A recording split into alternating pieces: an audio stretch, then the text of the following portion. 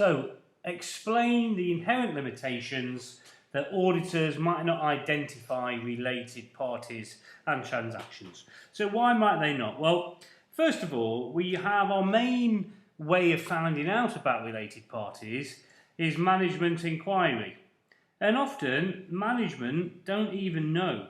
They don't know, they don't understand the importance of related parties and their transactions. So you make an inquiry and they don't even understand. That particularly happens with small companies. And it also happens because there are subjective definitions of related parties in IAS 24.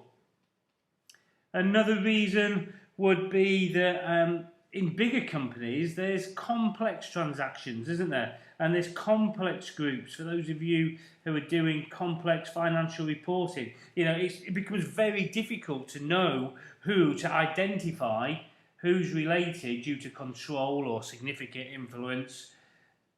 It just really is quite tricky to do that. Another thing could be management might be making a deliberate attempt to conceal, a deliberate attempt to hide. And because management inquiry is our main source, then therefore it becomes really, really difficult for us to find it any other way. For example, accounting systems often do not identify them, do not show them as being separate to other transactions, do they? And another thing linked to that is many related party transactions could actually be at a zero value. So if there's a zero value, it's very difficult for you to spot within the accounting system. So lots of inherent limitations. Then it says recommend audit procedures to do with this scenario. So I just wanted to remind you procedures, what we do. We have the method, which is the AEIOU, or pretty much any other verb that you can think of. Then we look at what or who that we're going to ask or whatever, and then we're going to say why. So let's have a read of this. Ben and Alex Bradley have a sister, Jo, who runs an interior design company, Lantern. So obviously sister would make Jo a related party.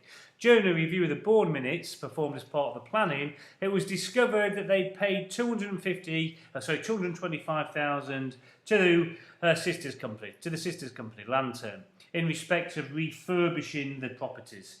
And on further inquiry, it is also found that Lantern also lease office space from us under an informal agreement. So what sort of information do we need to get? Because remember, we need to disclose who the related parties are, what the transactions are, what the balances are at the year end, etc. So what we want to do then to get the value of the transactions, obviously we're going to inspect the invoices to Lantern to try and get a value on the cost, to verify the expense, and then also check it to, not the cash flow, to the cash book. Okay, so to verify the cost, check it to the cash book. We'll also inspect the list of payables, and we're hoping to see Lantern in the list of payables so that we can verify the outstanding balance, which is one of the things we need to disclose.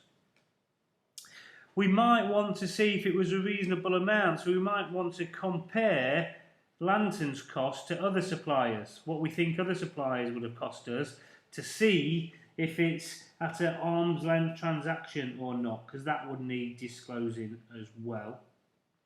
And then we want to deal with this lease. This lease is an informal lease. So the first thing we're going to do is discuss with management all about this informal lease agreement to make sure that we've treated it correctly. So we want to know the amounts paid, the period, etc., so that we can calculate it properly. We might also want to know, is there any written